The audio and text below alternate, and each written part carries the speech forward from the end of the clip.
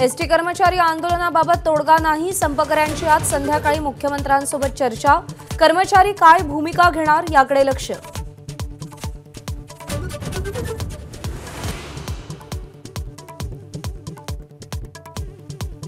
ST कर्मचाऱ्यांच्या संपाला दुसऱ्या दिवशी संमिश्र प्रतिसाद, काही ठिकाणी वेळापत्रकानुसार तर काही ठिकाणी तुरळक वाहतूक सुरू।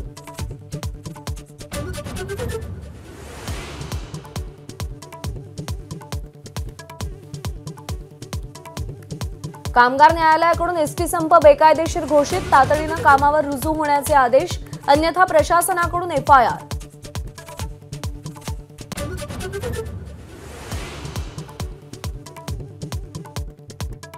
पुण्यामध्ये काँग्रेसची महत्त्वाची बैठक, पश्चिम महाराष्ट्राचा आढावा घेणार, प्रभारी रमेश चेन्निथला यांच्यासह प्रमुख नेते उपस्थित राहणार।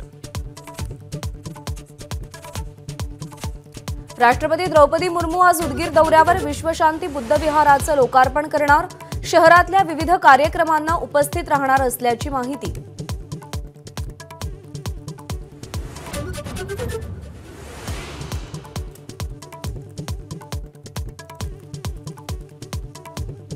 समरजित घाटगेंचा शरद पवारांच्या राष्ट्रवादीत पक्षप्रवेश, समरजित घाटगेंना आमदार बनवा, आम्ही मंत्री करतो, पवारांचं कागलकरांना आवाहन।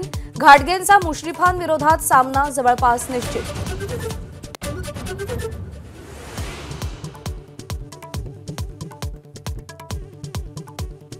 मराठवाड्यात तातडीने पंचनामे करून पूरग्रस्तांना मदत करा, मुख्यमंत्र्यांची प्रशासनाला ताकीद।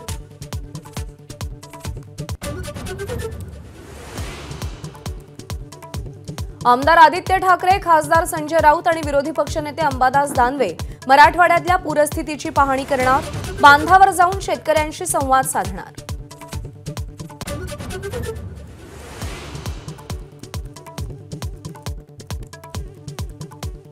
स्टेनलेस स्टील वापरलं असतं तर पुतळा कोसळला नसता, राजकोट किल्ल्यावरील शिवरायांचा पुतळा कोसळल्याप्रकरणी नितीन गडकरींचं परखड मत।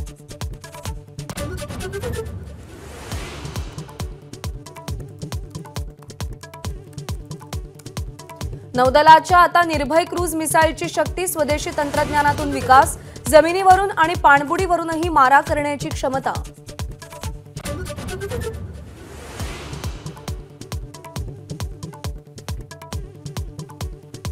पॅरालिम्पिकमध्ये भारतीय ॲथलीट्सने इतिहास घडवला, मैदानी खेळात एकापाठोपाठ 5 पदकांची कमाई, पदकांची संख्या 20।